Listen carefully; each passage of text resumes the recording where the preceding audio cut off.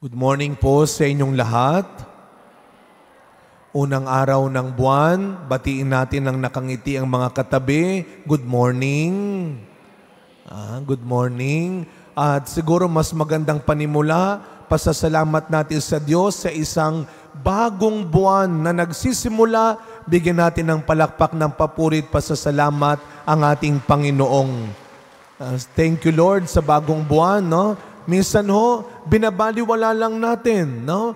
Para bang lumilipas lang. Well, nakakalimutan natin yung unang araw.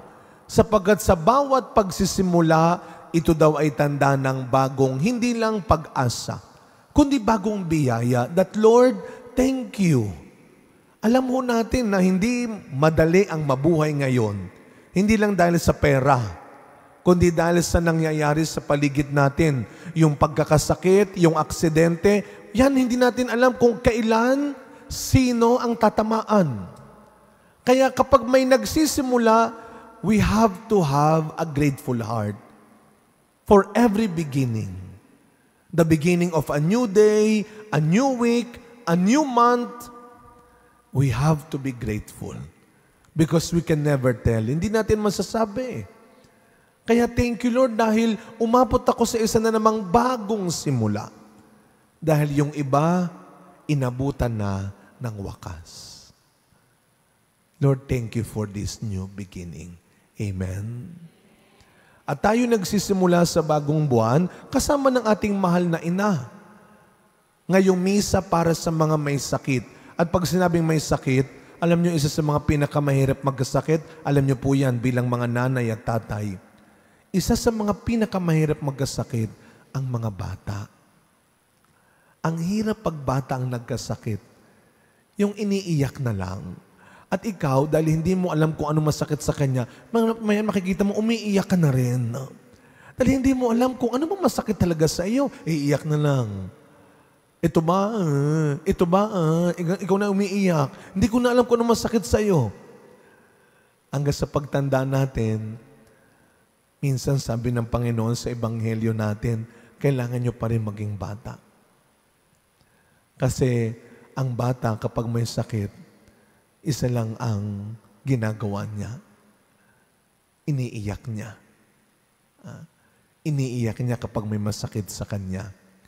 Pero habang tayo tumatanda, natatakot, nahihiya tayong iparinig, ipakita, ipaalam, na may masakit sa atin.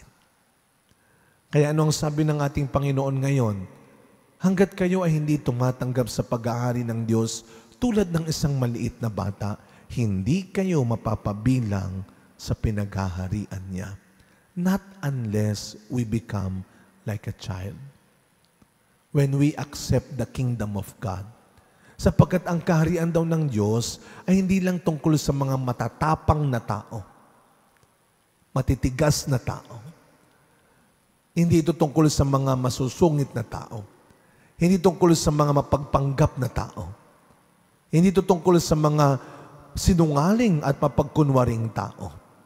Ang pag-aari ng Diyos ay tulad ng isang maliit na bata. Alam niya kung anong hindi niya kaya.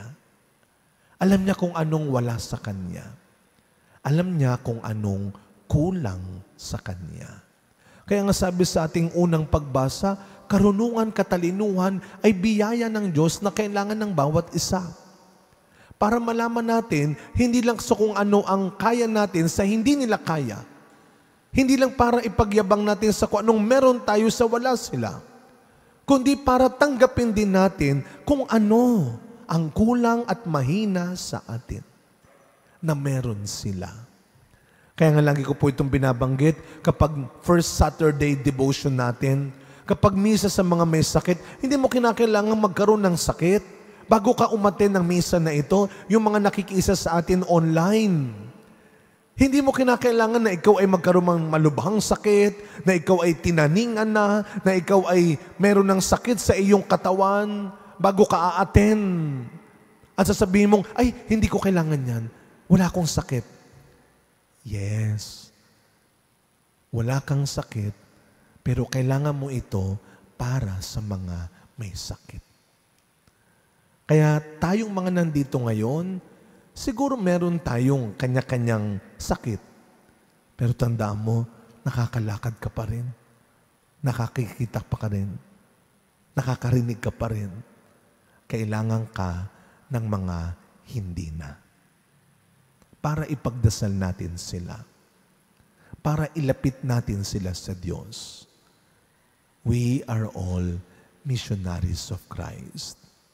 Missionaries of healing. Missionaries of hope. Kaya sa pagkapatuloy ng misang ito, mga kapatid, tularan natin si Maria at ang lahat ng mga bata. Marunong pa rin tumawag, marunong pa rin lumapit sa Diyos na pinagmumulan ng lahat ng kagalingan, ng lahat ng karunungan, ng lahat ng kabutihan. May we continue to live our life every day, especially every morning, praying that God can always use us to bring hope and to bring healing to each other.